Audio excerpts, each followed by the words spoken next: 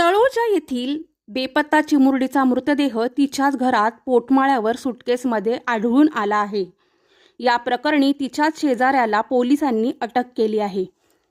अर्पिता अमलेश शर्मा ही 2.5 वर्षाची चिमुरडी आपल्या कुटुंबियांसह तळोजा देवीचा पाडा येथे राहत होती। मंगळवारी दुपारी 12:30 वाजता हर्षिता खेळण्यासाठी बाहेर गेली। त्यानंतर ती घरी परत न आल्याने तिचा शोध घेतला, मात्र ती काही सापडली नाही। त्यामुळे हर्षिता हरवल्याची तक्रार तिच्या आईवडिलांनी तळोजा पोलीस ठाण्यात दिली होती। बुधवारी हर्षिताचा शोध सुरू होता। गुरुवारी हर्षिताच्या घराच्या पोटमाळ्यावरून दुर्गंधी येऊ लागली। ही दुर्गंधी सुटकेसमधून येत असल्याचे घरातल्यांच्या लक्षात आले।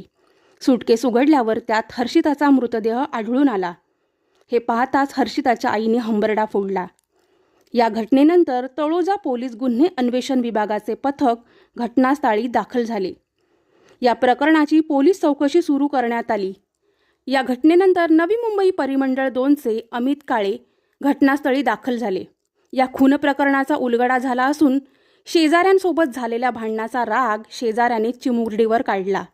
त्याने हर्षिताचे अपहरण करून तिचा गळा आवळला व सुटकेसमध्ये भरून आई-वडिलांच्याच घरात मृतदेह तिचा लपवला। पोलिसांनी 24 तासात आरोपीला अटक केले आहे। आरोपीला मोबाईल गेमिंगचा नाद होता, त्यात तो 42,000 रुपये हरला होता।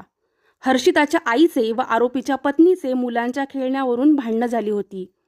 ही संधी साधत पीडित मुलीच्या वडिलांकडून मुलीचे अपहरण करून खंडणी मागण्याचा प्लॅन केला, मात्र मुलगी बेपत्ता झाल्याची पालकांनी तक्रार केल्याने इमारतीच्या आसपास पोलीस ये-जा करत होते।